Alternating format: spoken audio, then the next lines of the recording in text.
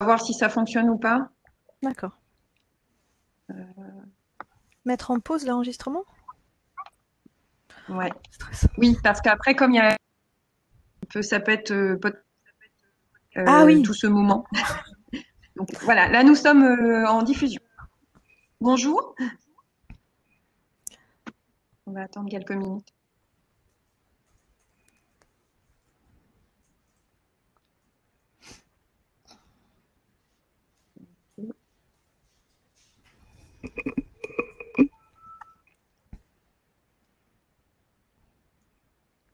Comme ça, tous les participants peuvent vérifier que ça fonctionne bien. mhm.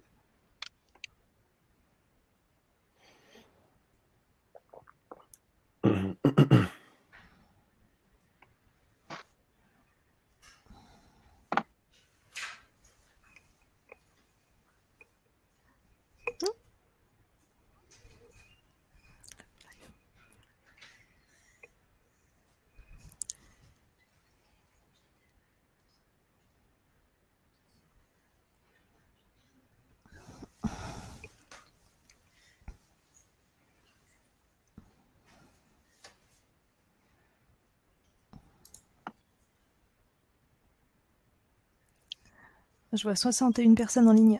Ouais.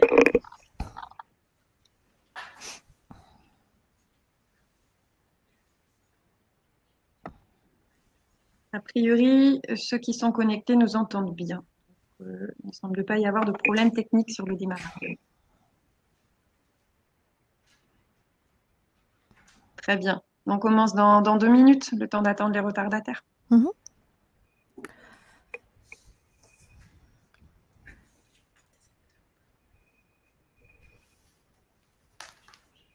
Ah oui, super. Par contre,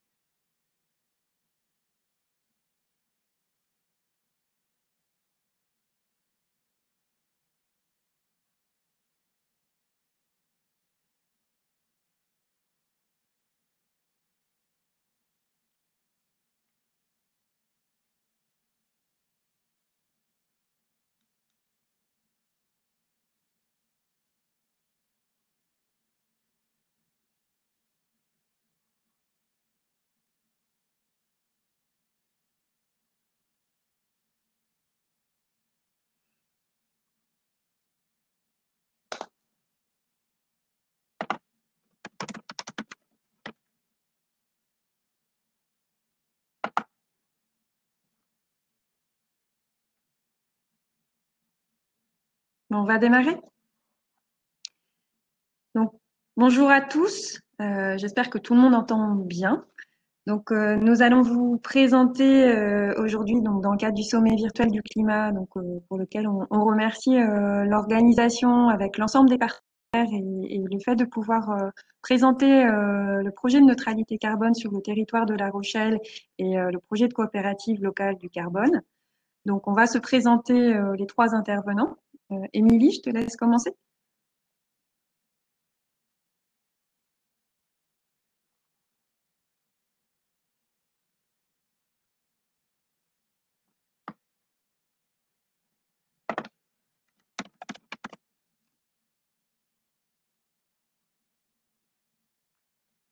Émilie, Renaud, vous m'entendez? On peut démarrer?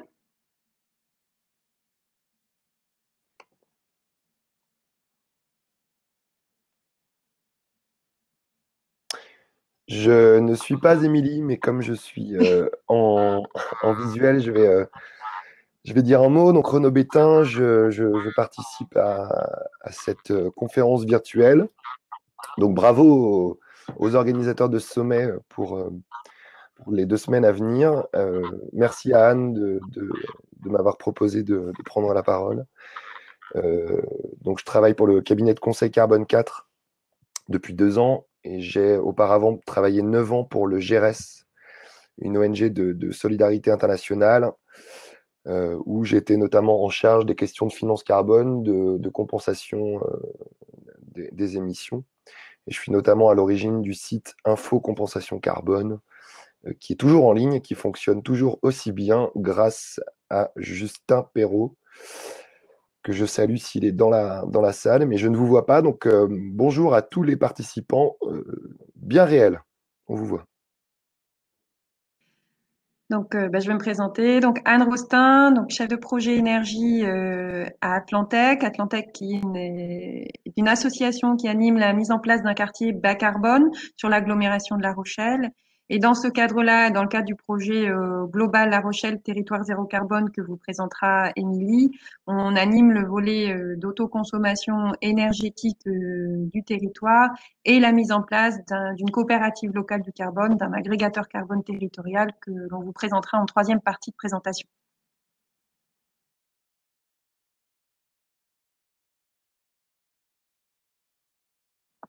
Et Émilie, je sais pas rejoindre.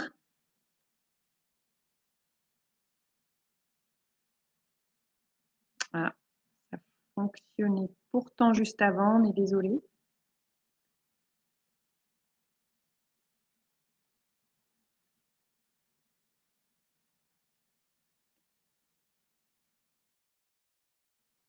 Bon, en attendant qu'elle revienne, la présentation se fera en trois étapes. D'abord, Émilie Bout, qui est la directrice projet de La Rochelle Territoire Zéro Carbone et la DGS de la ville de La Rochelle, vous présentera l'ensemble de la démarche, la dynamique et les méthodes employées pour monter le programme de La Rochelle Territoire Zéro Carbone. Puis Renaud, je te laisse préciser. Renaud viendra sur le volet de la neutralité carbone et donc sur ce que ça signifie et comment le décliner à l'échelle d'un territoire. Et en troisième partie, je vous présenterai le projet de coopérative locale du carbone. Donc, comme on a perdu Émilie, peut-être qu'on va commencer par ton intervention, Renaud. Ouais, allons-y.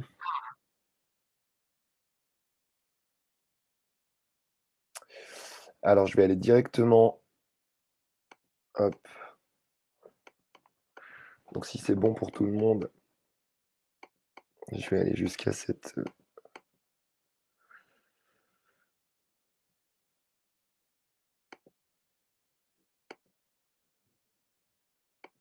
Alors, on reviendra sur ces slides qui sont celles d'Émilie. Donc, il y a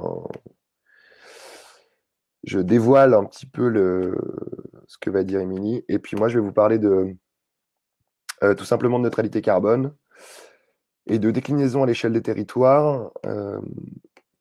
Donc, je suis en charge du pôle neutralité carbone chez Carbone 4. Il y a deux sujets chez Carbone 4 sur la neutralité carbone. Je dirais deux gros blocs d'accompagnement. Le premier, c'est auprès des entreprises, des collectivités, mais aussi des porteurs de projets qui sont pourvoyeurs de contributions climat, ce qu'on appelle aujourd'hui aussi crédit carbone de compensation. Je pourrais revenir sur cette définition, évidemment. Donc voilà, donc c'est vraiment des missions ponctuelles. On peut travailler aussi avec des territoires, donc notamment le consortium La Rochelle sur cette coopérative locale du carbone. Donc on a travaillé avec Anne pendant quelques temps. On vient de terminer une mission pour le département de la Meuse et notamment un des PETR, donc pôle d'équilibre territoriaux ruraux, dans l'accompagnement de leur dépôt d'un contrat de transition écologique. J'en dirai un mot. Et puis le deuxième gros bloc, c'est Net Zero Initiative, qui est un projet de redéfinition de la neutralité carbone pour une organisation. Donc c'est un projet qu'on mène depuis juin 2018. qu'on a voulu baser sur la science. Et donc, on s'est entouré d'un conseil scientifique au sein duquel on retrouve Jean-François Dodd de l'INRA, on retrouve Dimitar Nikov du ministère de la Transition écologique et solidaire, on retrouve Richard Baron de la 2050 Pathway, etc. Donc, on travaille aussi avec des entreprises pour redéfinir ce que c'est que la neutralité. Et en janvier, on publiera le référentiel de cette nouvelle neutralité carbone des entreprises, dont je vous dirai un mot à la fin de mon intervention. Donc, Émilie, je suis désolé, je suis passé devant toi. Donc, j'enchaîne. Alors, la neutralité carbone, en fait, elle fait aucun débat à l'échelle d'un territoire. Et le premier territoire, c'est notre planète. Donc, la planète a déjà connu cet état d'équilibre qu'est la neutralité carbone. Donc, c'est vraiment l'équilibre entre les émissions et les absorptions par les puits carbone naturels que sont d'abord l'océan, ensuite les sols et le couvert végétal, la forêt. Aujourd'hui, on est en déséquilibre. On émet environ 40 gigatonnes d'équivalent CO2 par an. On en capte une dizaine. À l'échelle de la France, c'est 450 millions par an. Et on en capte entre 50 et 60. Donc ce déséquilibre, en fait, on doit le corriger pour atteindre un équilibre de flux. Et c'est ce que vous avez sous les yeux, en fait, c'est cette fameuse baignoire dont on parle souvent, où on voit qu'en fait l'équilibre des flux, donc il faut imaginer la planète comme une baignoire avec un robinet qui est ouvert en permanence. Oui, on prévoit effectivement un temps d'échange à la fin.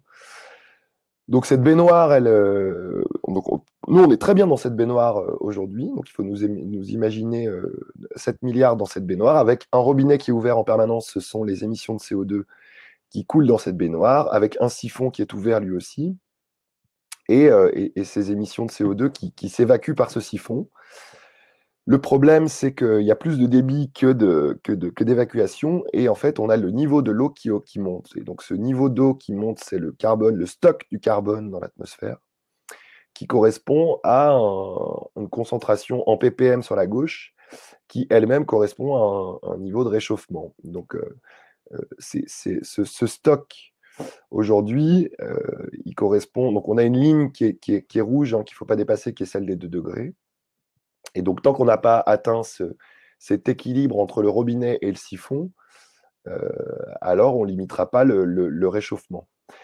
On a un autre problème ici, c'est que le siphon reflue. Voilà, et donc on a aujourd'hui un secteur des terres, d'utilisation des terres, d'affectation des terres et de la forêt, qui est un émetteur net. Et donc le siphon reflue. Voilà. Donc le vrai sujet aujourd'hui pour atteindre cet équilibre, c'est bien de limiter le débit du robinet et d'agrandir le siphon. Alors, l'accord de Paris, je dirais, grave dans le marbre, en fait, cette atteinte de la neutralité carbone. En fait, l'atteinte de cet équilibre des flux correspond à un réchauffement, un seuil limite de réchauffement. 2050, c'est 1,5 degré de réchauffement à l'échelle de la planète. Donc, quand la France décide d'être neutre en carbone en 2050, elle est compatible avec un monde à 1,5 degré, ce qui ne veut pas dire que ce 1,5 degré ne sera pas dépassé. Mais en tout cas, nous, on se met sur une trajectoire de neutralité correspondant à un réchauffement de 1,5 degré. Et pour limiter à 2 degrés de réchauffement, il faut que l'équilibre de neutralité soit atteint dans la seconde moitié du siècle. Donc on parle de 2075-2080. Donc voilà pour la France à quoi ressemble cette neutralité. Donc je vous ai dit à peu près 450 millions de tonnes de CO2 par an.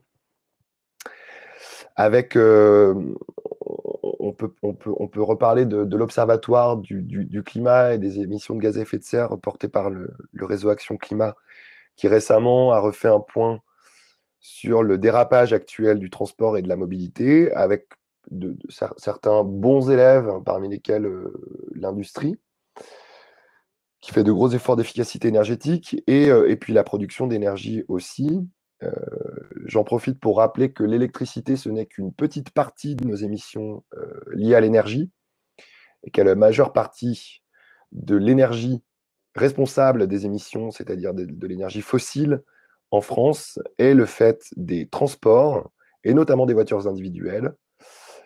Évidemment, il y a un sujet sur le transport aérien et je dirais le transport de marchandises, mais le vrai gros sujet des émissions liées à la combustion de pétrole, ce sont les émissions des véhicules individuels. Et évidemment, le gaz fossile, pour ne pas dire naturel,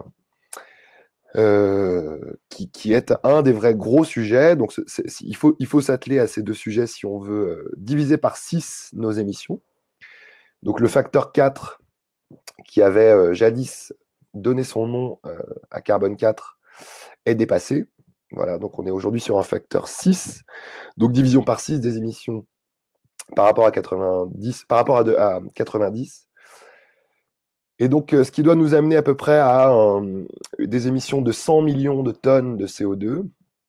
Et les puits de carbone, qui sont aujourd'hui de 50 à 60 millions, doivent être multipliés par 2 pour qu'on puisse se retrouver à 100 en 2050. Donc ça, c'est la loi, d'accord, c'est la stratégie nationale bas carbone qui grave cet objectif de neutralité dans la loi. Rares sont les pays qui ont légiféré sur cet objectif de neutralité carbone. Sur les puits, on a deux objectifs, en fait, 2 leviers principaux, qui sont les sols agricoles et les forêts. Je m'appuie sur une étude de l'INRA commanditée par l'ADEME et 4 pour 1000, et qui est parue en juin dernier, qui dit que le vrai gros sujet en France, le levier qui va nous permettre de multiplier par 2 ces puits de carbone, sont les terres agricoles, et notamment l'introduction de pratiques d'agroécologie, d'agriculture de conservation des sols et d'agroforesterie. Le sujet sur la forêt, en tout cas l'objectif sur la forêt, est de stabiliser notre forêt. Je dirais nous en occuper, en fait, à vrai dire. Nous en occuper, ça veut dire effectuer des balivages, d'accord, donc faire des éclaircies dans les forêts dont on ne s'occupe pas.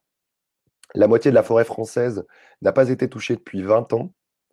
Je rappelle aussi qu'on a un sujet sur la forêt qui est le morcellement de cette forêt. 75% est privé. Et à l'intérieur de ces 3/4 de forêt, vous en avez les 2/3 qui font moins d'1 hectare. Donc on a des vrais sujets à l'échelle des territoires de regroupement parcellaire pour pouvoir être efficace dans le traitement de cette forêt. Donc ça, c'est le premier sujet, c'est nous en occuper. On va avoir aussi un sujet de renouvellement des forêts. On a aussi une étude de l'ONF récente, en fait, post-canicule. On a eu 2 canicules coup sur coup qui amènent les forêts, notamment de l'Est, à dépérir avec des taux de dépérissement qui sont extrêmement importants, de l'ordre de 50% dans certaines zones. Donc on va avoir un sujet de renouvellement de notre forêt. L'objectif n'est pas d'introduire des essences exotiques, mais plutôt d'assister dans la migration de certaines essences qui sont aujourd'hui basées plus au sud, et qui, en les introduisant plus au nord, vont leur permettre de mieux s'adapter à des températures plus élevées. Je fais une petite pub à une étude qui a été menée par Entreprises pour l'environnement, qui est la vision d'une France neutre en carbone, ou ZEN 2050, pour zéro émission nette 2050. Quelques chiffres que vous avez, les chiffres que vous avez sous les yeux illustrent cette France neutre en carbone. Donc 2 fois plus de puits de carbone. Évidemment, consommation d'énergie divisée par 2, un sujet sur les déchets, etc. En fait, je vous la fais courte, mais le secteur des transports est quasiment à 0, avec beaucoup de gaz, et notamment de biogaz, et pas forcément d'électricité. Le secteur du résidentiel est quasiment à zéro également parce que, ouais, alors vous avez 79 personnes qui suivent la conférence actuellement. Le secteur du résidentiel est aujourd'hui, est en 2050 à zéro aussi quasiment, avec évidemment une vague énorme d'isolation des bâtiments et un travail sur l'autoconsommation énergétique de ces bâtiments. Et il nous reste en fait un solde d'émissions qui nous vient principalement de l'agriculture et des process industriels. Voilà. Et c'est ce solde-là qu'il faut amener à l'équilibre avec des puits de carbone. Voilà un détail un petit peu sur les leviers à activer sur l'agriculture, sur l'aviation. Alors je pose la question de l'aviation et sur les vols internes aujourd'hui, donc 500 vols internes quotidiens par Air France en tout cas aujourd'hui. Je ne suis pas sûr que ces 500 vols continuent d'exister en 2050.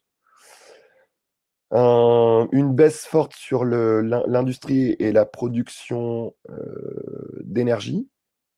Je rappelle aussi ici que le gaz naturel n'est donc pas renouvelable, il est fossile. Et donc, il doit aussi être une énergie de transition. Évidemment, quand vous passez du charbon au gaz, vous divisez par 2 les émissions de gaz à effet de serre. Mais ce n'est qu'une étape vers quelque chose de plus renouvelable et de moins émetteur. Évidemment, le transport et les bâtiments sont fortement sollicités pour réduire les émissions. Et puis la multiplication par 2 des puits de carbone.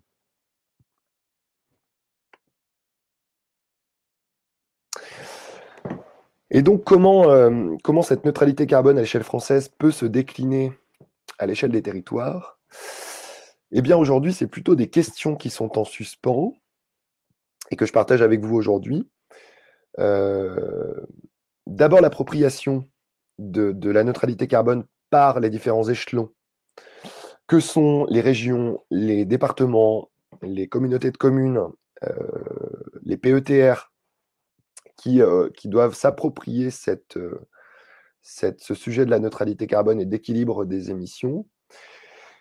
Il est clair que les plans climat, en fait, arrivent, je dirais, presque en bout de course. Alors, en bout de course, dans le bon sens du terme, hein, c'est que ça a créé une vraie dynamique à l'échelle des territoires, mais que cette histoire de neutralité carbone et d'objectif zéro carbone, en fait, est une occasion en or pour pouvoir recréer une dynamique à l'échelle des territoires et construire un nouveau récit pour les territoires à l'échelle locale. Alors la question c'est à quelle échelle justement? Est-ce que les régions, les départements ont un rôle d'encadrant et les communautés de communes, voire les PETR pour les zones rurales, ont plutôt le rôle de mise en œuvre de cette neutralité? En tout cas, cette appropriation, elle fait l'objet de beaucoup de questionnements aujourd'hui. On a pu le vérifier dans la Meuse. Donc, on a accompagné le territoire et notamment le PETR Cœur de Lorraine dans le dépôt de son contrat de transition écologique, et notamment des fiches actions. Donc, on a mené des ateliers de concertation avec des citoyens et des acteurs locaux. Donc, c'est assez passionnant. On se rend compte que la sensibilisation et l'éducation à ce zéro carbone et à la neutralité carbone, il est indispensable. Donc moi, je profiterai de ce temps de parole pour dire qu'il faut absolument éduquer, sensibiliser les générations actuelles et futures à ce que c'est que la neutralité carbone et ce que ça implique. Ensuite, il y a la définition de la neutralité carbone à l'échelle d'un territoire. Est-ce que c'est la déclinaison de la SNBC ou alors c'est simplement la recherche d'un équilibre entre les émissions et les puits? Il est assez facile, entre guillemets, une fois qu'on a les données et les modes de calcul, de savoir à peu près quel est le potentiel en puits de carbone d'un territoire au regard de ces surfaces agricoles et forestières, voire des zones humides, hein, parce qu'il y a le sujet des tourbières que je n'ai pas évoqué, et des écosystèmes côtiers qui d'ailleurs intéressent La Rochelle. Mais on peut très facilement voir quel est le potentiel en termes de séquestration additionnelle des puits de carbone à l'échelle locale, et c'est assez facile d'aller voir ce qu'on peut faire en termes de réduction des émissions pour atteindre cet équilibre. Évidemment, quel rôle vont avoir les différents échelons des territoriaux, et donc quelle articulation des régions, des territoires et des EPCI pour atteindre la neutralité carbone globale. La myriade d'outils qui existent est d'ores et déjà, et en fait, et des actions qui sont déjà mises en œuvre, que sont les SRADET, évidemment les plans climat, les CTE, donc les contrats de transition écologique, et le rôle du label bas carbone, évidemment la coopérative locale du carbone dont on va vous parler. Quels sont les besoins des collectivités en termes d'accès aux données, parce qu'aujourd'hui on a besoin de données pour pouvoir piloter sa neutralité. Et enfin, comment on suit le chemin vers la neutralité, comment on voit si on est sur la bonne trajectoire ou si on dérape. Je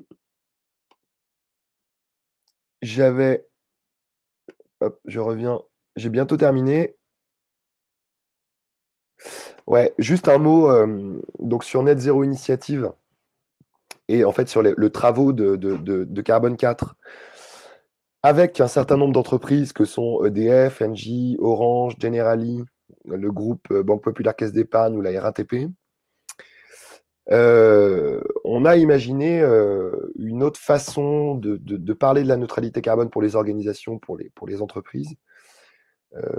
Je vous l'ai dit, basée sur la science, qui nous a amené à cette vision de 3 comptes différents. Donc, on parle de comptabilité carbone étendue ou de triple comptabilité carbone qui permet de sortir du simplisme du zéro carbone comptable, qui aujourd'hui rend qui rend opaque totalement en fait les émissions induites par l'entreprise et sa contribution à la décarbonation et au développement des puits. Donc, en repartant des leviers d'action à l'échelle de la planète, qui sont la réduction des émissions et l'augmentation des puits de carbone, hashtag baignoire, siphon et débit du robinet, nous proposons 3 comptes qui sont les émissions induites par l'entreprise, les émissions qu'elle évite et qu'elle réduit en dehors de ses frontières, et en fait ce qu'elle permet aux autres de réduire, et la contribution de l'entreprise ou de l'organisation à la séquestration des émissions, donc ce qu'on appelle les émissions négatives. Ces 3 comptes ne sont pas fongibles, ils ne sont pas additionnables entre eux pour ne pas faire zéro. Ils permettent une plus grande transparence sur les émissions induites, donc le premier compte, et ils permettent de rendre visible la contribution de l'organisation à la décarbonation et à l'augmentation des puits. Le référentiel qui sera le mode d'emploi de ces 3 comptes sortira en janvier. Il y a un vrai travail d'influence aujourd'hui mené avec des entreprises au niveau national et au niveau international. Et la question qui se pose, et je termine ici, la question qui se pose, c'est est-ce que cette vision, en fait, cet outil de suivi de la neutralité carbone est déclinable et utilisable par les territoires pour qu'enfin les territoires et les organisations, voire demain les citoyens, puissent parler un même langage en termes de neutralité carbone? C'est une question qu'on se pose. Et pour répondre à cette question, nous allons mener, avec le soutien d'institutions comme l'ADEME, France Stratégie et probablement des acteurs privés, une étude à l'échelle française début 2020 pour répondre à plusieurs questions sur l'articulation entre les territoires et les entreprises en vue d'atteindre la neutralité carbone. Voilà. Donc vous aurez des nouvelles de cette étude assez rapidement.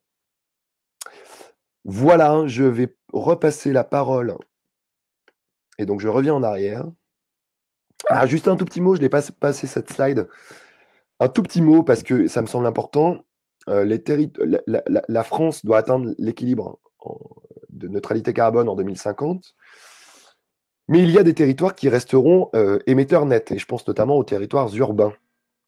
Aujourd'hui, dans le monde, c'est un habitant sur 2 qui habitent en ville. En 2050, c'est 2 sur 3.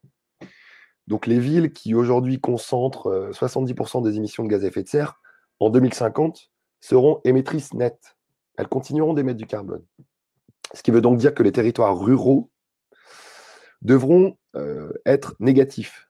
Et donc, ils devront capter plus qu'ils n'émettent. Donc ça, c'est ce qu'on a pu faire avec la Meuse, qui a pris l'engagement d'une neutralité carbone à l'échelle du département en 2040, mais qui a pris l'engagement d'une négativité carbone d'ici 2050 pour pouvoir répondre aux besoins des territoires urbains. On peut donc imaginer qu'en 2050, les territoires ruraux puissent être récompensés du service climatique en termes de séquestration carbone qu'ils permettront et qu'ils offriront en fait aux territoires qui resteront émetteurs nets. Évidemment, le label bas carbone sera un des outils pour permettre cette reconnaissance et cette monétisation, puisqu'on parle bien d'argent ici, pour les territoires ruraux.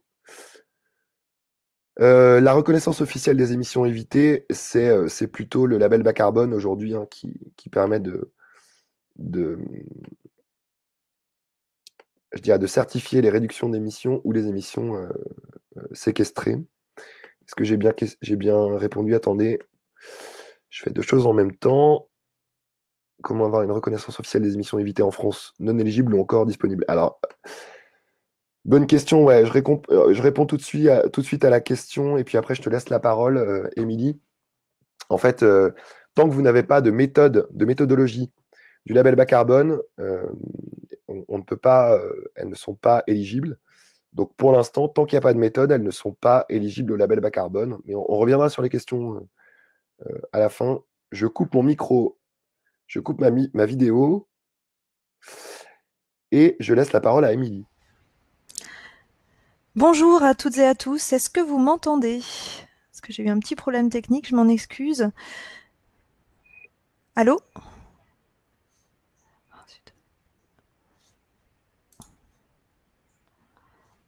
Est-ce que vous m'entendez? Ouais, on t'entend. Ouais, super, parfait. Oui, excusez-moi, j'ai eu un petit problème de cache informatique qui m'a empêché de prendre le live au bon moment, et je remercie Renaud d'avoir inversé sa présentation. Alors l'objet maintenant des quelques minutes qui vont suivre, c'est de vous présenter la démarche globale territoriale La Rochelle Territoire Zéro Carbone et en quoi on a vraiment besoin de la réflexion de Renaud, là pour le coup, et de la constitution de cet outil pour pouvoir suivre de manière quantifiée les résultats de notre démarche. Alors tout de suite, nous allons dans la présentation de notre projet. Aujourd'hui, la Rochelle Territoire Zéro Carbone représente 520 000 habitants. Donc on est bien au-delà de la communauté d'agglo de La Rochelle qui représente environ 170 000 habitants, puisqu'on a décidé de travailler sur un territoire large, un territoire qui représente un bassin de vie et qui finalement va nous permettre de trouver des solutions pour décarboner l'ensemble du territoire sur de la mobilité qui a un sens, c'est-à-dire que le domicile-travail, il est bien plus large que l'agglomération rochelaise en termes d'échange territorial. Le territoire au sens large des 520 000 habitants est déjà très précurseur sur des questions environnementales, et ça nous a permis de pouvoir aller tout de suite très loin sur les propositions qui ont été faites à l'appel à projet du PIA. Puisqu'il faut savoir que sur notre territoire, on a déjà une mobilité qui est innovante, une mobilité fluviale, on le voit sur les visuels qu'on vous propose, mais également une mobilité un peu innovante dans les voitures sans chauffeur, des véhicules électriques en partage ou des vélos en partage depuis déjà les années 70. Donc toutes ces innovations ont permis aussi d'ancrer sur le territoire des habitudes, ou en tout cas une sensibilité à des nouveaux modes de communication si on veut parler de la mobilité. Par ailleurs, notre territoire, il est très fragile et il a été frappé de plein fouet par plusieurs catastrophes naturelles qui nous permettent de saisir l'enjeu du réchauffement climatique et de manière très concrète les conséquences sur la pérennité de la vie urbaine en milieu littoral. Donc ce que vous voyez, c'est des photographies prises pendant Xynthia qui a eu lieu donc très récemment, qui est encore très présente dans les mémoires des Rochelais. Avec des conséquences lourdes en termes d'urbanisme, de constructibilité, voire même d'interdiction de constructibilité. Donc là, on parle vraiment de la pérennité du développement de nos territoires. Bien sûr, des cas très de décès également. Donc là, on est sur vraiment un risque avéré et des conséquences mesurées à l'échelle d'une seule génération. Donc les témoignages qui se perdaient dans l'histoire deviennent maintenant pour nous vraiment prégnants. Et par exemple, la semaine prochaine, on va faire un exercice submersion à l'échelle de tout le littoral, tous ensemble. Donc pour notre territoire aujourd'hui, c'est subir cette rupture et subir finalement les conséquences du changement climatique, ou alors choisir une rupture qui nous permet non seulement de valoriser les réalisations qui sont déjà en pointe sur notre territoire, mais également de participer à notre échelle à une nouvelle construction collective, à une nouvelle démarche collective pour enrayer ces conséquences du dérèglement climatique. Donc l'ensemble des points forts du territoire a été mis en exergue, mais on a également profité des partenaires et de leur réalisation, parce que c'est vraiment un projet pas uniquement porté par la collectivité, mais aussi et surtout par les autres partenaires du territoire qui sont les centres de formation tels que l'université qui est en pointe, en particulier sur le carbone bleu, on le verra tout à l'heure, le Grand Port qui joue un rôle d'animateur avec tous les industriels de son espace, Atlantec, qui est une plateforme technologique dédiée à la réhabilitation du bâtiment et qui joue le rôle d'incubateur de solutions d'aménagement décarboné, la ville et l'agglomération, bien sûr, l'université, j'oublie. Donc, tous ces acteurs qui ont été fer de lance du premier dépôt du projet ont permis également de mobiliser d'autres entreprises et d'autres acteurs tels que l'hôpital au fur et à mesure de la construction du projet. Donc, aujourd'hui, on est 130 partenaires engagés sur le projet La Rochelle Territoire Zéro Carbone.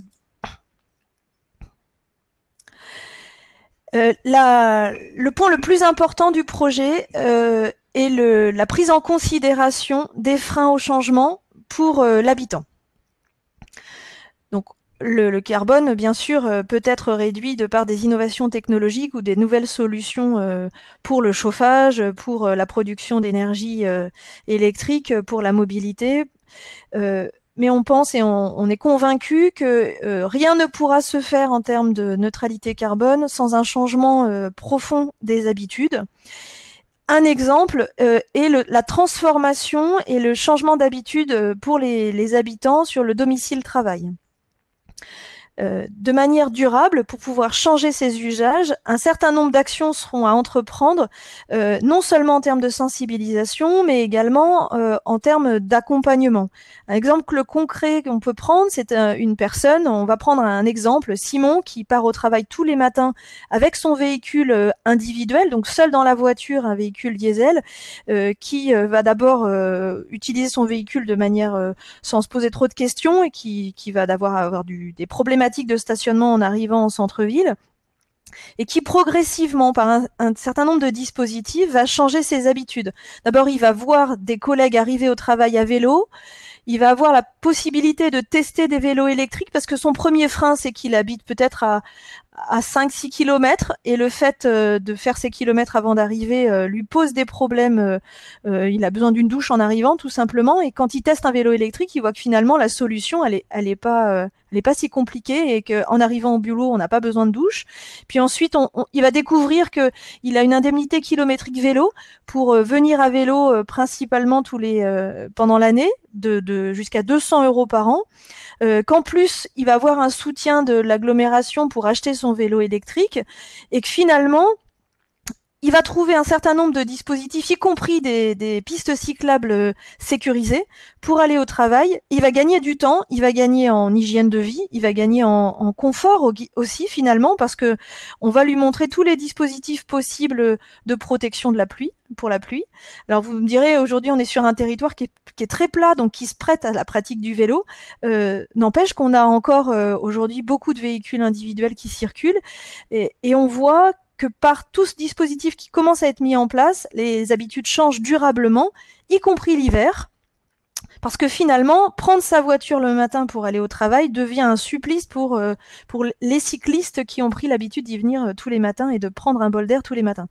Donc tout ça pour dire que un ensemble de dispositifs est nécessaire pour accompagner le changement de manière durable et qu'on n'est pas sur des injonctions de prenez le vélo, coupez l'électricité ou coupez l'eau, qu'il faut vraiment que chacun prenne ses responsabilités et en particulier les territoires, parce qu'on est force de proposition et force de surtout d'aménagement pour pouvoir favoriser ces nouvelles habitudes.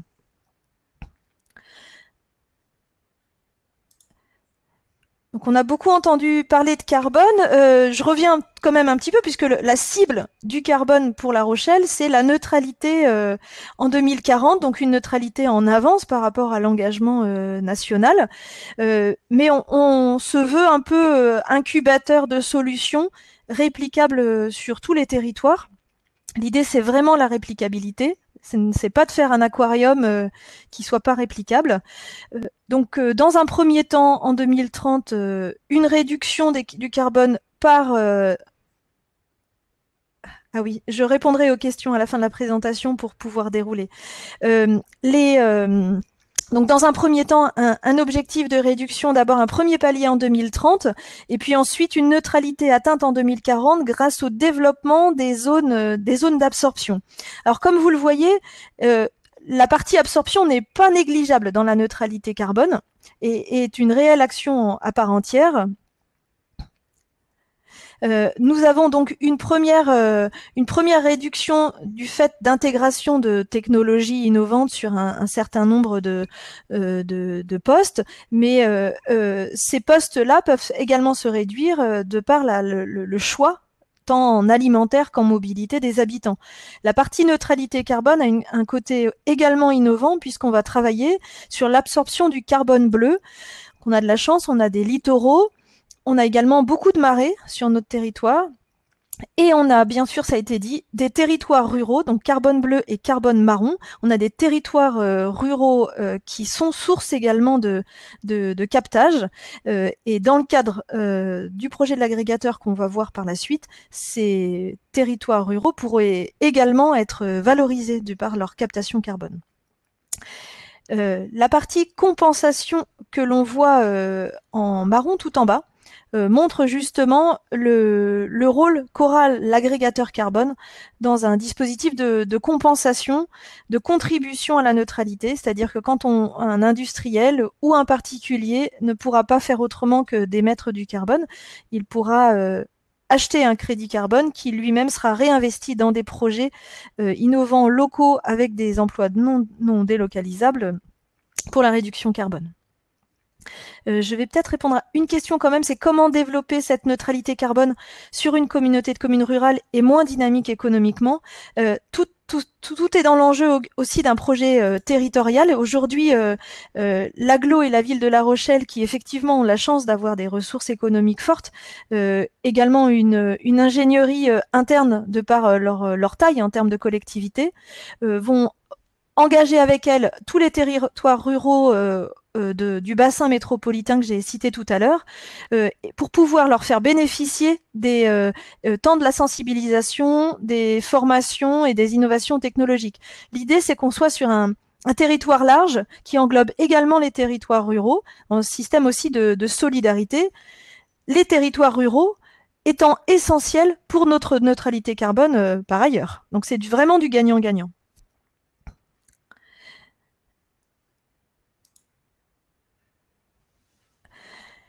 Alors, l'approche du projet La Rochelle Territoire Zéro Carbone s'appuie sur plusieurs thématiques. Tout à l'heure, je vous ai dit que nous avions déjà des réalisations sur lesquelles on pouvait s'appuyer.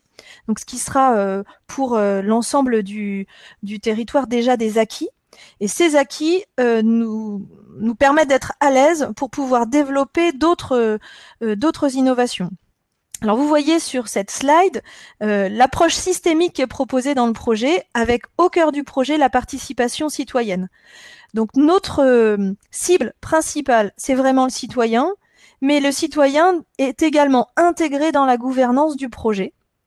Vous le verrez sur le slide suivant, comment on a construit la gouvernance. Deux dispositifs non pas annexes mais essentiels sont l'agrégateur, qu'Anne vous détaillera tout à l'heure, l'agrégateur carbone, une banque à carbone qui va permettre de transformer du carbone en euros et en projets vertueux, et le volet gouvernance de la donnée, que vous voyez ici, qui pour nous est essentiel à l'ère du numérique, mais également à l'ère d'accompagner le citoyen. Il faut qu'on se positionne en tiers de confiance pour collecter des données, les combiner et proposer des solutions alternatives en fonction des différents usages.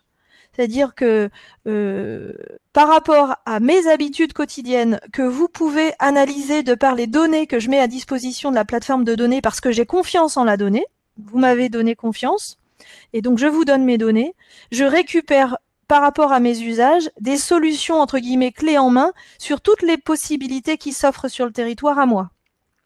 Du covoiturage quand je dois venir de loin, des vélos en libre service, des véhicules 7 places en libre service ou en location juste pour partir en vacances. Donc cette gouvernance de la donnée est essentielle pour pouvoir accompagner le citoyen, aussi pour suivre quantitativement les résultats du projet.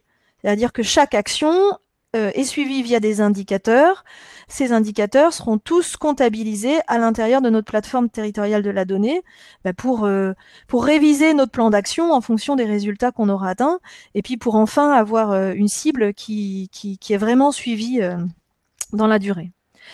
En termes de thématiques abordées, nous avons le carbone bleu, donc j'en ai parlé tout à l'heure. On a de la chance d'avoir des littoraux et des marais, depuis tout à l'heure je fais je mets le S à littoral.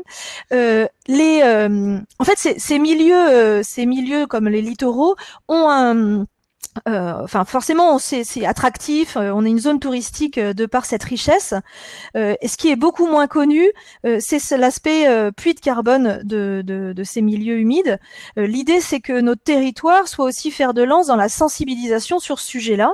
Une première exposition a ouvert ses portes il y a 2 semaines à peine, qui s'appelle l'Espace Océan Climat, qui est une exposition immersive avec tous les moyens modernes numériques et compensés carbone pour pouvoir sensibiliser sur le rôle de l'océan dans le phénomène climatique et du coup en quoi l'océan subit les conséquences du dérèglement climatique et quelles sont les conséquences à attendre. Donc le visiteur se retrouve sur le port de La Rochelle avec un niveau d'eau qui monte en fonction des scénarios du GIEC et donc il se rend très bien compte des conséquences pour lui, pour son bien personnel, parce que compte tenu de l'augmentation du niveau de la mer, La Rochelle est largement mise en danger si l'action ne se met pas en place.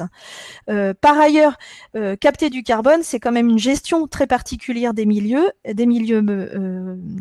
marais en particulier, et donc il est nécessaire aussi de développer des modes de gestion spécifiques à l'intérieur de cet axe. L'écologie industrielle, donc on est sur l'utilisation des matériaux qui pour les uns étaient des déchets qui deviennent des matières pour les autres, avec des initiatives territoriales développées sur Périgny en particulier avec Biotop très en avance. L'idée c'est de déployer, d'industrialiser ces systèmes pour économiser un maximum de matière et donc avoir un impact carbone plutôt réduit. Un autre sujet, la mobilité, j'en ai beaucoup parlé dans mes exemples parce que c'est très factuel et puis ça nous touche tous. On a tous envie de venir à vélo, mais on trouve tous des mauvaises excuses pour pas le faire parce qu'on a des courses à récupérer, parce que on a des enfants à déposer à l'école, parce qu'on va sortir ça tard le soir et que on n'est pas sécurisé en termes de pistes cyclables. Et donc l'idée, c'est de travailler sur un principe de masse, mobilité à ce service. On s'adapte aux usages. C'est pas les habitants qui s'adaptent à la proposition de transport en commun. Ça passera aussi par des travaux de privés, enfin par des investissements pour, par exemple, les flottes derniers kilomètres. Le public ne pourra pas tout couvrir et donc l'idée, c'est vraiment de travailler intelligemment sur une synergie d'acteurs sur la mobilité. L'autoconsommation ENR. Alors, en milieu littoral, on a des problématiques pour pouvoir développer les éoliennes. D'autres technologies sont possibles et l'hydrogène est une piste qu'on creuse beaucoup actuellement et qu'on souhaite produire de manière vertueuse dans le cadre d'une boucle énergétique qui ne consommerait, une boucle énergétique qui sera déjà testée sur le parc Atlantique, mais qui en surplus d'énergie non consommée va pouvoir produire de l'hydrogène réintroduite sur le territoire pour les livraisons derniers kilomètres. Dernier sujet, l'efficacité bâtie. J'ai parlé d'Atlantec, qui est l'un des premiers parcs et qui fait partie de la plateforme Bâtiment Grenelle, dédiée à la rénovation énergétique du bâtiment. Donc déjà des réalisations reconnues, qui va permettre de proposer une massification des rénovations des diffuses. Donc la copropriété et l'habitat individuel sont très difficiles à atteindre pour des rénovations durables et pour pouvoir intégrer une rénovation durable, ça veut dire des bouquets de solutions proposés, sans oublier la ventilation du logement, qui doivent encore une fois être tiers de confiance pour que les habitants puissent être le mieux conseillés possible. Tout ce dispositif d'action est déjà en train d'être testé sur les sites que vous voyez à droite.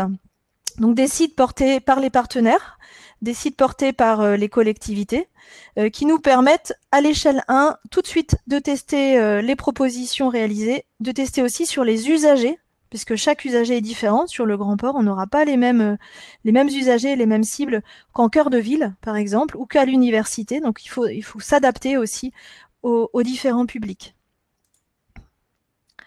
Je parlais tout à l'heure de l'intégration du comité citoyen dans la gouvernance, enfin du citoyen. Donc vous voyez ici sur cette slide le dispositif. Alors c'est un petit peu techno, hein, mais la gouvernance avait besoin aussi d'être symbolisée. Les axes sont représentés en bas, donc les axes thématiques avec la participation citoyenne qui intervient dans chacun des axes pour pouvoir conseiller et mieux orienter sur les cibles. Un copil et un cotec qui est plutôt resserré pour pouvoir animer les décisions et aller vite également dans le déroulé des actions. Mais aller vite ne veut pas dire aller dans le mauvais sens, puisqu'on sera challengé par le comité citoyen qui est en cours de constitution et un conseil scientifique qui nous a aidés depuis le début de la constitution du projet à se challenger et à réorienter les propositions en fonction de leur pertinence carbone.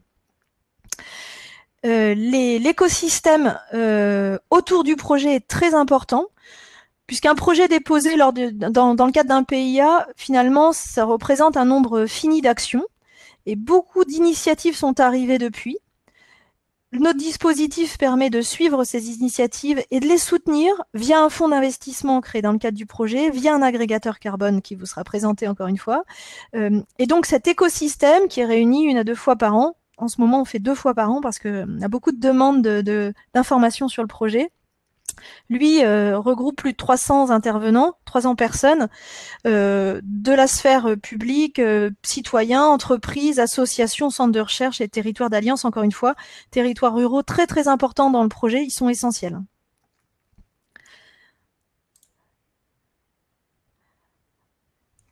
Je resterai pas longtemps sur ces slides que vous pourrez consulter par la suite, qui donnent des exemples des petits consortiums qu'on a créés autour de chacune des actions. Donc un ensemble public-privé qui est très riche et qui permet aussi à des startups de développer des solutions. Sur les actions en investissement, Donc la Banque des territoires, dans le cadre de l'appel à projet, demandait, donc c'était dans le cahier des charges, qu'il y ait un fort niveau d'innovation et de création d'entreprises. C'est le cas dans notre projet. Et ce que vous voyez, c'est tous les projets qui sont soutenus dans le cadre, de La Rochelle Territoire Zéro Carbone, classés par thématique, avec des consortiums très riches qui créent une réelle dynamique territoriale. Donc, je regarde. Donc, la maquette financière vous permet également de voir qu'on a des petits projets. En termes, ici, vous voyez les montants financiers investis dans le projet et les dates de lancement d'action. On a une répartition des projets de manière très homogène, très équilibrée, avec des petits projets et d'autres des projets beaucoup plus importants et beaucoup plus chers. On appelle ça des quick wins, des choses qu'on va pouvoir lancer très vite et qui vont nous permettre aussi de sensibiliser, comme disait Renaud, un maximum sur le sujet du carbone qui est quand même difficile à expliquer, y compris dans les écoles, qui sont une de nos sources aussi importantes à l'échelle de la ville.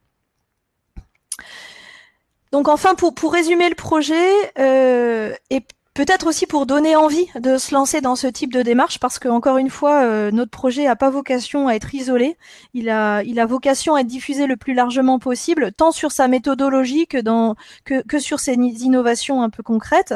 L'idée, c'est de transformer durablement notre culture autour de ces sujets carbone par une approche sociétale innovante et une approche territoriale très, très large. Un autre point très important, c'est toucher plusieurs thématiques, identifier les thématiques, les forces d'un territoire et s'appuyer sur ces forces pour pouvoir construire un projet territorial. Avec des zones de test à l'échelle 1, c'est aussi le secret de pouvoir déployer très rapidement les solutions.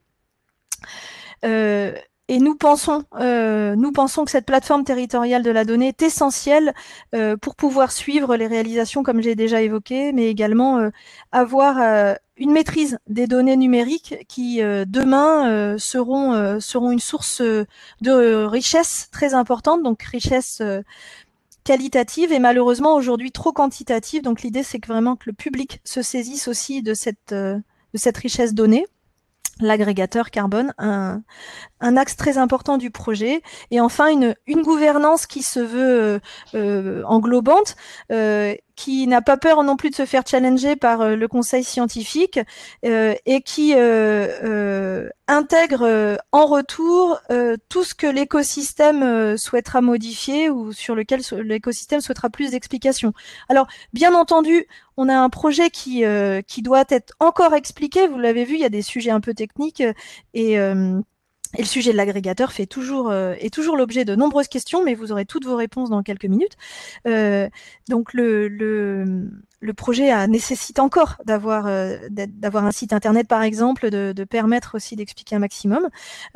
Mais il se veut aussi exemplaire dans sa gestion, et c'est pour ça qu'on teste aujourd'hui l'ISO 37101 sur le dispositif, qui est une norme pour la gestion de ces sujets environnementaux et énergétiques à l'échelle des territoires.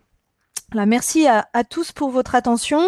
J'ai vu passer de nombreuses questions à droite, mais je me concentrais sur la présentation. Je vous promets que nous allons répondre à tout ça. Donc, Anne, est-ce que tu peux me préciser si j'essaie de répondre maintenant? Ah, je vois une question qui m'intéresse là. Excuse-moi Anne. Service disruptif, Kesako. Moi, je suis d'accord avec vous. Hein. Est-ce que vous m'entendez toujours? Oui. Allô?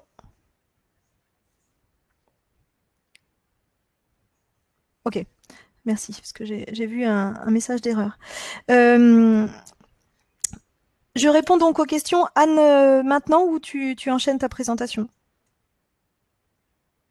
On peut enchaîner pour laisser quand même un peu la place sur les questions, sur quelques questions. Ça te va? Ou juste sur celle sur le disruptif? Je vais répondre à quelques questions en attendant. Donc le système disruptif, c'est un système nouveau. En fait, on aurait pu utiliser le mot nouveau, tout simplement. avez-vous des contacts avec d'autres villes pour déployer votre travail? Alors, oui, on a beaucoup de contacts avec d'abord le pôle métropolitain. Parce que ce qu'il faut savoir, c'est qu'un projet territorial demande beaucoup de temps, d'échanges, d'explications. Donc on s'est d'abord concentré sur l'agglomération rochelaise. Ensuite, on a discuté avec tous les pôles métropolitains, toutes les EPCI du pôle métropolitain. Et puis dans le cadre de notre travail de lobbying un peu pour être lauréat, nous avons rencontré beaucoup de représentants de communes dans le cadre d'un petit déjeuner à l'Assemblée nationale. Et donc ça nous a du coup donné l'occasion de commencer à proposer un modèle de réplication de ce modèle territorial. Alors pas forcément sur un littoral, hein, parce que le carbone bleu, on ne peut pas l'utiliser partout. En quoi la production d'énergie renouvelable participe à séquestrer du carbone? Alors non, la production d'énergie renouvelable, elle va nous permettre de réduire l'impact carbone puisque l'énergie qui sera produite d'un point de vue ENR ne sera pas une énergie fossile. Donc ça va nous permettre de neutraliser notre bilan carbone. La séquestration du carbone, elle, sera possible par les marais, par le littoral et par les milieux agricoles. Combien de personnes en charge de l'animation du suivi et de l'évaluation du projet? Alors, dans le cadre du montage, nous étions... enfin, ce qu'il faut préciser, c'est qu'il n'y a personne à temps plein sur le projet aujourd'hui. Parce qu'on vient juste d'être lauréat, donc il n'y a pas eu d'embauche dédiée sur ce projet. Donc, on était tous... Et on est je sais pas, une bonne trentaine. Voilà.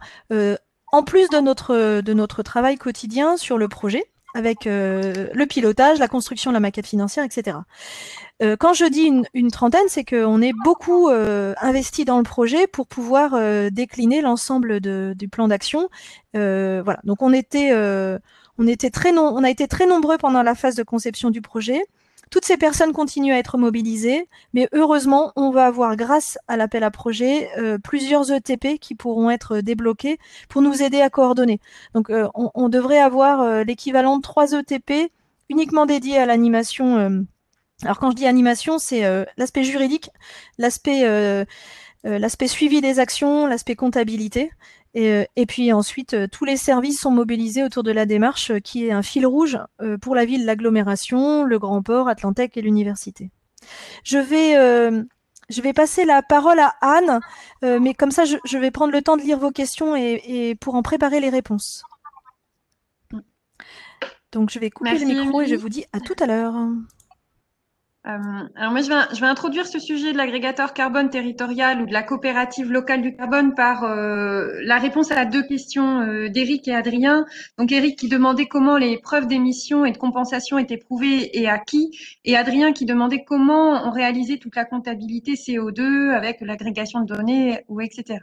C'est effectivement une des problématiques qui est arrivée dans le cadre de l'élaboration de notre programme de neutralité carbone. Comment on allait être en mesure d'évaluer tout ça, comment finalement avec l'ensemble des imprécisions d'un bilan carbone qui permet de comptabiliser de manière globale mais pas dans le détail des actions, on pouvait vraiment assurer l'évaluation et la réalisation des objectifs de neutralité carbone du territoire. Et donc pour ça, je vais passer le contexte pour passer du temps plutôt sur les questions. Pour ça, nous, par rapport à notre projet, on avait une problématique. Hop, je vais y arriver directement. D'abord, de pouvoir mettre en système l'ensemble des leviers d'action, de pouvoir, effectivement, si on entame des campagnes de réhabilitation du bâtiment dans des zones périurbaines et que ça génère des flux de mobilité complémentaires, on n'a pas un impact carbone positif. Donc, il est quand même nécessaire de pouvoir faire interagir l'ensemble de ces axes d'action.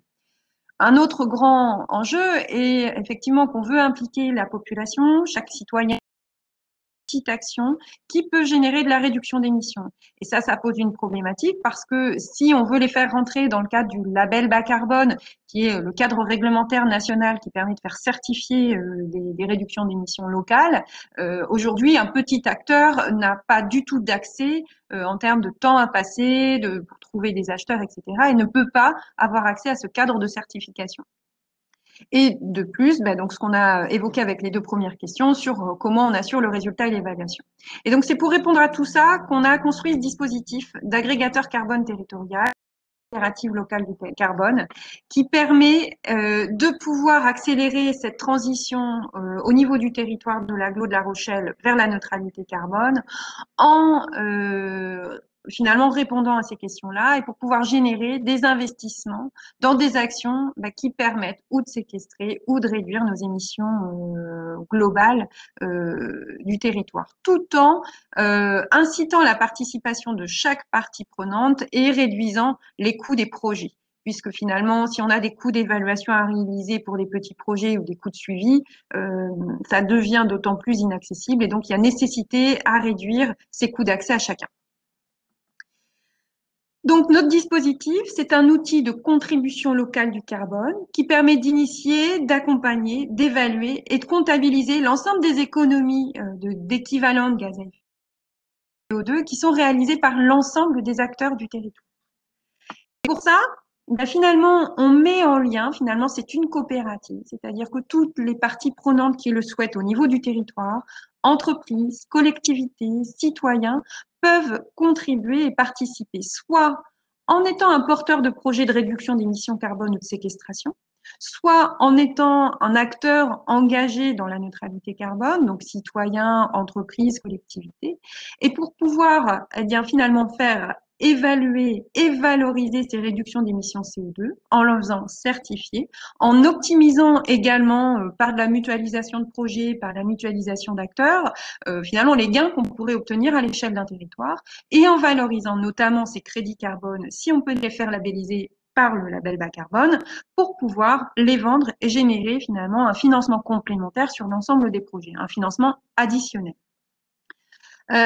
Aujourd'hui, ce qu'on veut pouvoir travailler, c'est l'ensemble des projets possibles sur notre territoire. Donc, ça concerne la mobilité, l'habitat durable, la transition énergétique, l'économie circulaire, la consommation responsable, donc tout ce qui est en réduction d'émissions, et également, bien sûr, sur la séquestration carbone, donc les marais littorales, qu'Émilie vous a parlé, la forêt et l'agriculture.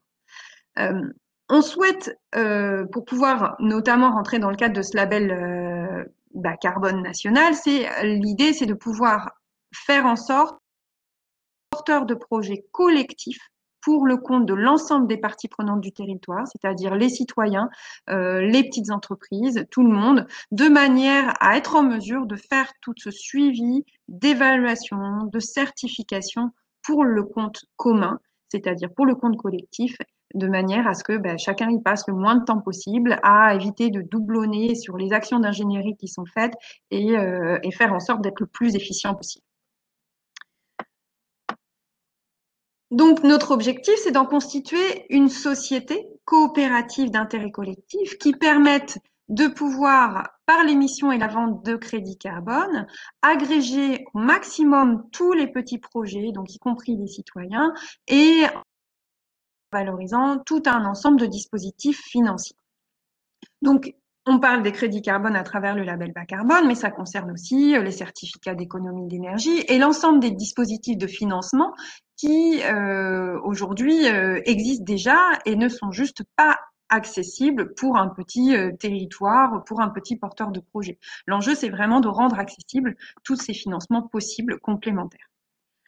Donc, on n'est pas les premiers au niveau européen à lancer une initiative de ce type-là, mais ça reste relativement récent en Europe. Notamment, je vais pas avoir le temps de revenir sur tous ces exemples-là, mais aux Pays-Bas où ils commencent à développer des méthodologies finalement à l'équivalence du label bas carbone, mais ils ont déjà un peu plus des méthodologies qui sont en cours de développement, y compris sur la réduction d'émissions. Et dans le cadre du projet Puro, qui associe plusieurs pays, ils associent également des entreprises qui développent des nouveaux produits et services qui permettent de générer des réductions d'émissions carbone et ce qui implique systématiquement de pouvoir générer des économies de réduction d'émissions carbone. Donc, de développer des méthodologies nouvelles. Et là, aujourd'hui, c'est ce qui nous manque, notamment par rapport au label bas carbone et pour répondre à certaines questions, c'est que à ce jour, on peut finalement faire certifier des projets de plantation d'arbres ou quelques projets dans le domaine de l'agriculture. On a besoin d'avoir des approches à l'échelle de la consommation responsable, des approches à l'échelle d'un territoire et qui puissent pouvoir développer de manière très simple des nouvelles méthodologies de valorisation de ces réductions d'émissions carbone. Donc, ce qu'on va dire à l'ensemble des acteurs du territoire, c'est de pouvoir les évaluer d'un point de vue carbone, de pouvoir les accompagner sur ce qui est éligible ou pas à tel dispositif de financement, de les faire certifier, de les vendre et trouver des partenaires financiers qui peuvent donc s'impliquer dans l'accompagnement des projets, donc pas uniquement sur le crédit carbone, mais ça peut être en termes d'investissement, et évidemment de faire tout l'accompagnement pour chacun des acteurs sur de la réduction d'émissions carbone de manière générale. Donc, pourquoi une société coopérative d'intérêt collectif? Notamment parce qu'on va pouvoir associer les partenaires publics et privés au sein d'un même territoire, ce qui permet quand même d'avoir une gouvernance partagée et d'associer qui le souhaitent, et notamment les bénéficiaires, puisque ça nous permet d'être porteurs de projets collectifs et que chaque habitant, chaque bénéficiaire de financement ou de crédit carbone puisse être impliqué dans le fonctionnement de cette société-là, et de réinvestir les gains qui seront faits par la vente de ces crédits carbone directement dans des projets de réduction d'émissions complémentaires qui auraient eu du mal à pouvoir se mettre en place. Donc, c'est vraiment pouvoir créer finalement une sorte de dispositif qui s'auto-alimentera en termes de financement et de pouvoir remplir sa fonction de transition écologique du territoire. Donc, nous, ce qu'on cherche évidemment, c'est de pouvoir travailler avec d'autres territoires qui sont engagés sur une transition écologique, de manière à avoir des choses qui soient réplicables, à pas développer des outils qui soient propres qu'à nous, et donc de partager l'ingénierie, et co-développer des méthodes qui sont nécessaires à pouvoir vraiment faire un effet levier sur la capacité d'entraînement des acteurs, de pouvoir impliquer l'ensemble des collectivités et des entreprises sur un même territoire avec des systèmes relativement simples d'accès, et puis de bénéficier de développements qui sont faits par chaque partie prenante, chaque acteur de territoire possible. L'idée, c'est d'avoir vraiment des outils qui soient les plus communs et partagés par rapport à tous. Pour répondre directement à la question d'Anne-Claire, les crédits bas carbone sont financés par des acteurs engagés par la compensation volontaire, c'est-à-dire aujourd'hui, ça représente un peu plus de 2 millions de tonnes de crédits carbone qui sont achetés par des acteurs français. Beaucoup des grandes entreprises, mais on espère pouvoir vraiment développer ce marché-là avec les acteurs du territoire, c'est-à-dire citoyens et petites entreprises. Et finalement, à partir du moment où on s'engage sur une neutralité carbone, on commence évidemment par savoir s'évaluer, par réduire, et ensuite on compensera sur des actions des partenaires locaux le reliquat. Voilà, je m'arrête pour cette présentation que j'ai fait de manière un peu rapide, mais pour laisser vraiment la place aux questions. Donc, il y avait une première question de Mathias. Après, Renaud, je vois plus Émilie en live, mais Renaud, tu me dis voilà, je te laisse peut-être chacun notre tour répondre à une question. Il y avait une question de Mathias au début sur les méthodologies par rapport au label bas carbone qui se dégage. Comme vous le voyez sur le site et sur le lien qui vous avait été envoyé par un autre participant, il y a quelques méthodologies qui se dégagent. Aujourd'hui, dans une approche territoriale, on a vraiment besoin de pouvoir travailler sur des méthodologies qui vont toucher les citoyens, donc par une approche de consommation responsable et pour une approche vraiment de territoire. Renaud, je te laisse répondre à Ouais. une suivante. Je vais répondre à la dernière et à la première, et puis peut-être à une des questions qui a été posée au milieu. Les grandes cultures aujourd'hui en France, la plupart, il n'y a pas de culture intermédiaire et entre les rotations, et donc on a des sols qui sont nus pendant l'hiver, et donc le fait de couvrir ces sols pendant l'hiver permettrait de capter entre 0,5 et 1,5 tonnes par an à l'hectare. Le potentiel, il est de plusieurs millions de tonnes en France. Aujourd'hui, des acteurs de la monoculture sont poussés par la PAC. Donc, la couverture des sols est conditionnée à des aides de la PAC. Donc en fait, ça depuis quelques années. Donc on sait combien ça coûte et on sait que ça peut fonctionner. Le sujet, c'est aujourd'hui d'avoir une méthodologie qui s'adresse à ceux qui ne bénéficient d'aucune autre aide et qui couvriraient leur sol par des cultures intermédiaires et intercalaires pour qu'ils puissent mettre ces pratiques en œuvre. Et donc, ces méthodologies du label bas carbone sont en cours de développement. Il y avait une question qui était intéressante sur l'acceptabilité sociale de la neutralité. Et en fait, on a été confronté à ça dans la Meuse. Et en fait, je trouve que c'est le cœur du sujet. Et il me semble, en participant au projet de coopérative locale du carbone de La Rochelle, je pense que la condition numéro 1 de réussite, et qui est au rendez-vous, qui est au rendez-vous sur le territoire de La Rochelle, c'est la diffusion de l'information et ce fameux récit collectif. Sur La Rochelle, en fait, le zéro carbone, il est, et Anne, tu pourras compléter, mais il est présent depuis plusieurs mois, voire années. Tout le monde sait ce que ça veut dire à peu près. Le tissu associatif est au courant, les industriels et le port notamment est au courant, l'université porte le sujet. Les commerçants, on a imaginé, il y a une question sur est-ce que les habitants locaux seraient prêts à compenser leurs émissions? Ils ne seront pas prêts à compenser leurs émissions. Ils seront prêts, je pense, à contribuer à l'atteinte du zéro carbone par leur territoire. Personnellement, j'ai des enfants. Si demain, on me propose de soutenir pour, je ne sais pas moi, 5 ou 10 euros par mois, ce qui représente quand même moins qu'un abonnement de Netflix, de soutenir l'introduction de repas locaux et de saison dans la cantine de mes gosses, je vais être prêt à les mettre.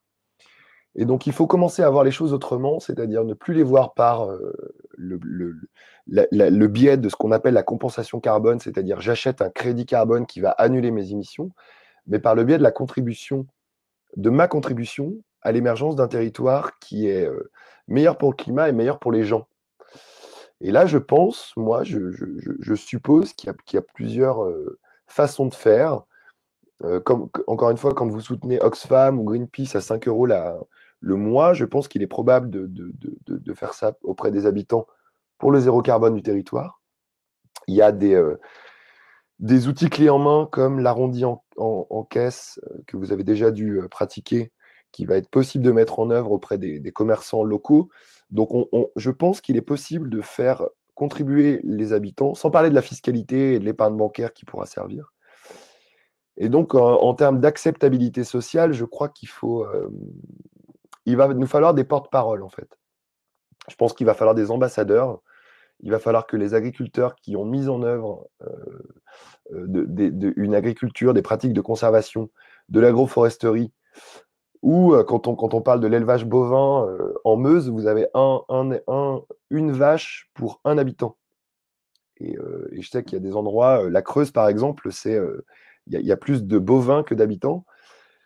On a la possibilité aujourd'hui de nourrir les vaches différemment, les vaches laitières, notamment avec de la graine de lin, et c'est 20% de méthane en moins, et 10% de lait en plus, 10% de lait en plus, et un lait qui est chargé en oméga 3 naturel, donc qui améliore la santé des gens. Donc je crois que l'acceptabilité sociale, elle va passer par montrer que c'est bon en fait pour eux d'un point de vue économique, et très, très franchement, les agriculteurs, et Hélène, vous parlez des agriculteurs aussi, les agriculteurs ont besoin de retrouver une fierté. Et dans l'atteinte de la neutralité carbone d'un territoire, et dans le rôle que peuvent jouer les puits de carbone, il y a le sujet de la fierté. Voilà. En fait, effectivement, des méthodes comme Carbone Agri, etc., ça va rendre de la fierté aux agriculteurs et à ceux qui possèdent de la forêt aussi, parce qu'ils rendront un service aux autres. Et cette acceptabilité sociale, elle peut passer aussi, elle peut passer par ce rôle de fierté sociale vis-à-vis des autres. J'arrête là parce que je m'emballe et je vais laisser Émilie ou Anne répondre à d'autres questions. Je coupe mon micro.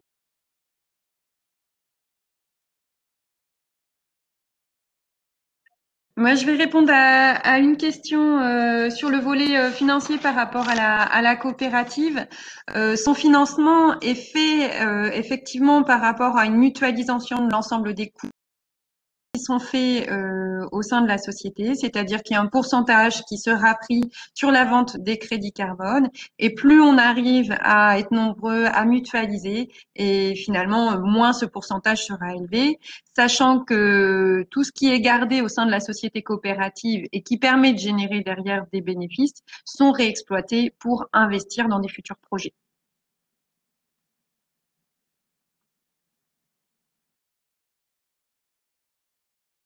Émilie, tu veux répondre à une question?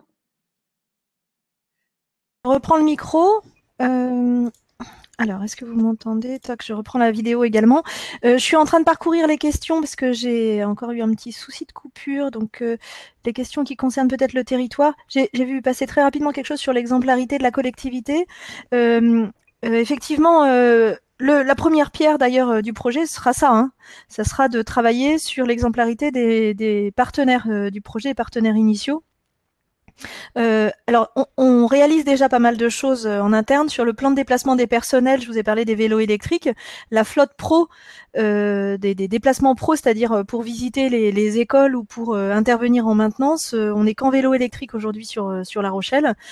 Et donc, on développe au maximum. Je dirais pas qu'on a tous les points sur toutes les thématiques. Hein. En commande publique, on doit encore travailler sur des critères décarbonés, mais on développe au maximum et en tout cas on est volontaire et on est suivi également par les équipes politiques sur cette thématique-là pour pouvoir montrer l'exemple. Parce qu'avant de demander aux citoyens de changer leurs habitudes, il faut quand même qu'on les change nous d'abord et qu'on montre que c'est possible et que c'est économiquement viable. Et effectivement, les écoles, et c'est pour ça aussi que le maillon communal est très intéressant parce qu'on touche beaucoup de populations en direct sur plein de politiques publiques, que ce soit sur la jeunesse, sur la petite enfance et sur l'enfance. Et ces choix sur la nourriture bio locale, elles ont un impact direct sur les parents. Ces choix aussi sur la mobilité, sur également les consommables et sur les choix qui peuvent être faits de manière aussi, de manière peut-être on peut juger un peu triviale, mais sur les histoires de goodies dans nos collectivités, c'est aussi important de montrer l'exemple. Il n'y a plus de plastique, il n'y a plus de choses jetables et ça doit être que des choses qui montrent le territoire. Donc mettre en avant la nourriture locale, par exemple, des petits producteurs, ça fait partie de nos changements aussi de pratique.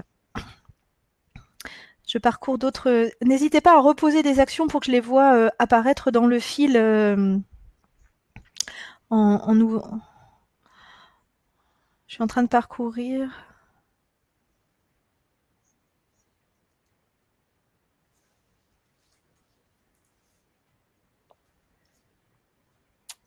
Alors, du coup, je vais prendre la parole sur deux, trois questions. Il y avait une question sur l'usine à gaz et Guillaume aussi, tu poses la question de la mise en relation entre les porteurs de projets et les financeurs. Le rôle de l'agrégateur, en fait, j'ai moi-même piloté un des premiers programmes, le premier programme francophone de compensation carbone qui s'appelait CO2 solidaire et qui avait vocation en fait à rendre visible, faire la promotion et aider les porteurs de projets et en premier lieu le GRS, mais c'était l'ONG qui portait CO2 solidaire, à agréger leurs projets et à faciliter en fait la certification. Donc c'est pas une usine à gaz parce que en fait les petits porteurs de projets ne savent pas trop comment s'y prendre, comment interagir avec la DGEC, la Direction Générale de l'Énergie et du Climat, pour certifier leurs projets. Souvent, ils sont petits, il y a peu de tonnes, etc. Donc, le rôle en fait, de la plateforme, c'est le rôle qu'avait CO2 Solidaire à l'époque, c'est-à-dire agréger des projets, en faire la promotion, faire de la communication, défendre un prix du carbone élevé, et j'en profite pour pousser un coup de gueule auprès des entreprises qui achètent des tonnes à 1 ou 2 euros parce qu'aujourd'hui, ça n'a aucun sens. Et cette recherche du prix le plus bas, il n'est que corrélé à l'atteinte du zéro comptable. Et donc, si on sort du zéro comptable, on va pouvoir enfin s'extraire des tonnes à 1 ou 2 euros qui ne valent pas grand-chose. Donc là, ce n'est pas une usine à gaz, et l'agrégateur a bien le rôle d'agréger des projets pour les rendre visibles. Les émissions importées, oui, c'est une question clé. Un tiers de nos émissions, donc aujourd'hui, un Français, il émet entre 7 et 8 tonnes à l'année à l'échelle territoriale. Quand on prend en compte nos émissions importées, vous rajoutez un tiers et on évite à 11 ou 12 tonnes. La neutralité carbone, telle que je vous l'ai présentée, elle n'intègre pas les émissions importées. Le Haut Conseil pour le climat va traiter ce sujet-là en 2020 pour voir ce qu'on peut en faire, mais évidemment qu'il faut aborder le sujet des émissions importées. C'est un vrai gros sujet sur les territoires et je ne pense pas, Émilie et Anne, vous confirmerez, je ne pense pas que la neutralité carbone du territoire rochelais est atteinte en considérant les émissions importées aussi. Et enfin, ça va être difficile. Il y avait un sujet sur le déplacement, sur les transports. Ça va être difficile de faire zéro carbone. Je rappelle que en 2050, une France neutre en carbone, elle continue d'émettre du carbone. On va toujours se déplacer, on va toujours manger de la viande et on va même prendre l'avion. Voilà. On a encore 30% d'énergie fossile à brûler. C'est à nous de voir comment et de quelle manière, à quel rythme on veut brûler ce carbone. C'est 30% d'énergie fossile. Mais en 2050, on continue d'émettre du carbone. Voilà. Par habitant, par Français, les émissions annuelles compatibles avec un monde à 2 degrés, c'est-à-dire avec un monde neutre en carbone, c'est 2 tonnes par an.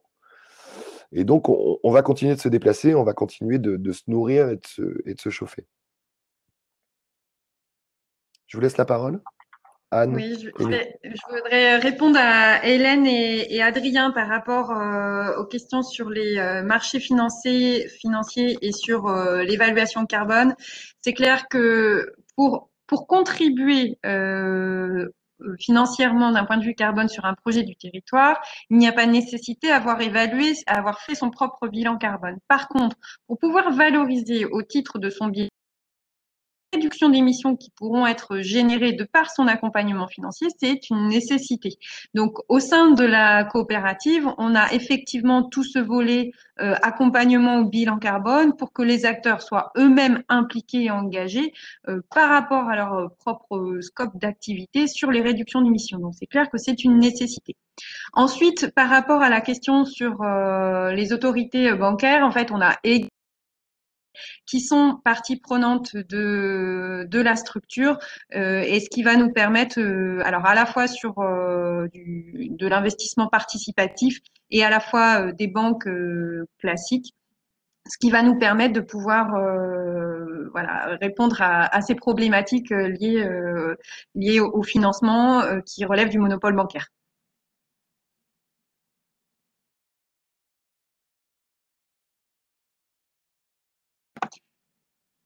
Émilie? Oui, Anne, alors, voilà, ça va très vite au niveau des questions, du coup j'en lis une et elle disparaît.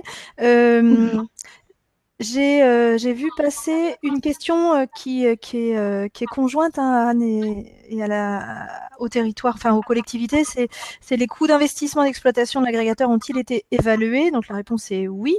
On a chiffré ensemble les besoins d'amorçage du dispositif, mais également le financement nécessaire au global pour le fonctionnement de l'agrégateur, et les collectivités feront partie du premier tour de table.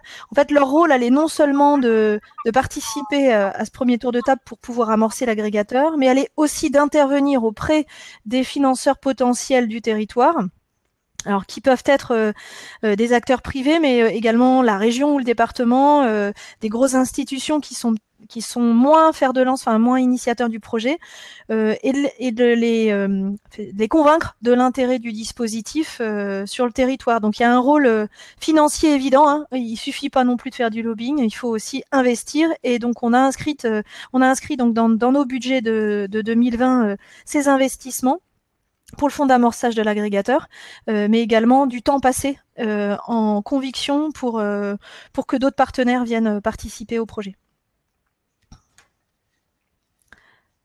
Je te repasse la main, Anne. Oui, alors ça va être surtout pour conclure, puisqu'il va être l'heure. En tout cas, on est à votre disposition tous les trois pour éventuellement répondre à toutes les questions qu'on n'a pas eu le temps de traiter, et puis pour échanger plus en détail sur l'ensemble de nos actions, dispositifs et approches. Merci encore pour votre écoute et puis pour votre participation. Au revoir. Au revoir et merci.